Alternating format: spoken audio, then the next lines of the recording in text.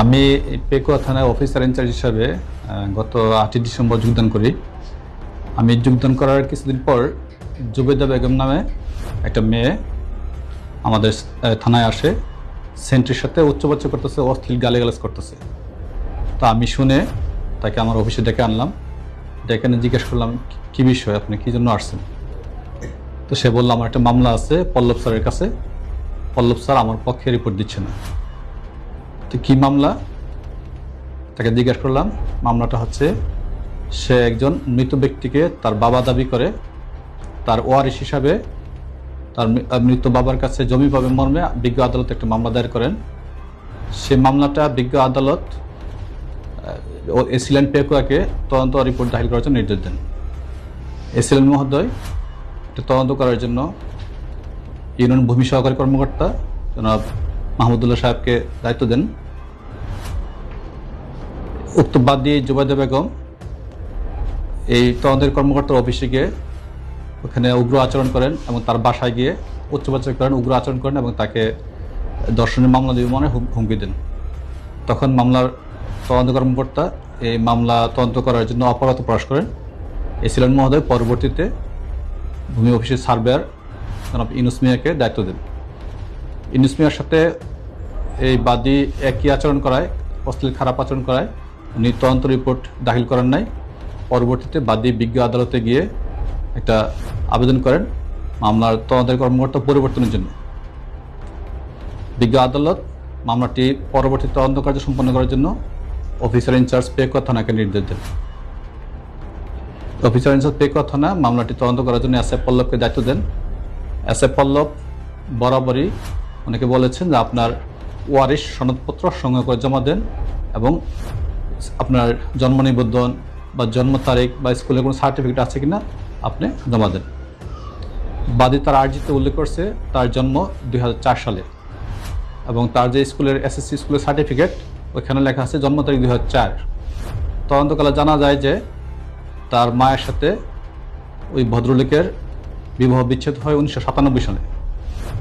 1997 সালে বিবাহ বিচ্ছেদের পর 2004 সালে সে জন্মগ্রহণ করছে। তাহলে ওই মৃত ব্যক্তি কীভাবে তার পিতা হয়?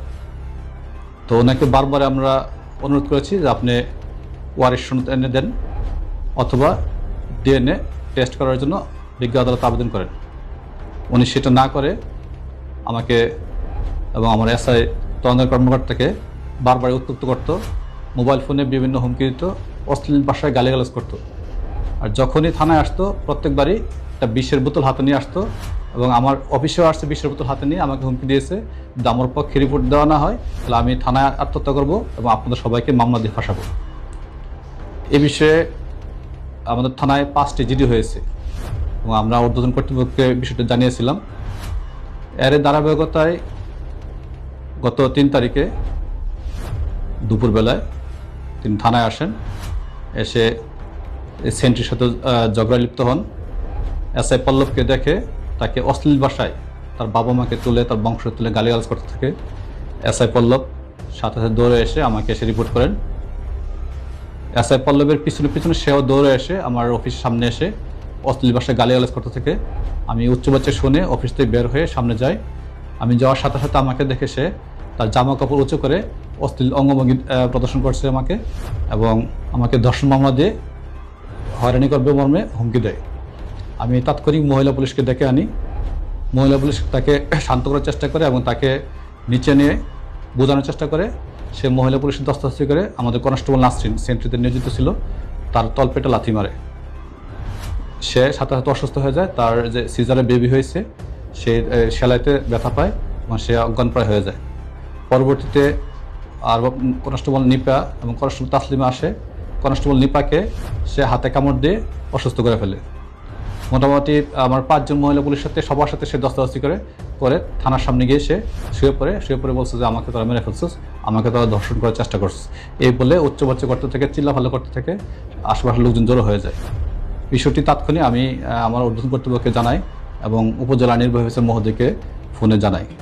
উপজেলা নির্বাহী অফিসার মহোদয় আমার ফোন পেয়ে উনি তাৎক্ষণিক চলে আসেন থানায়।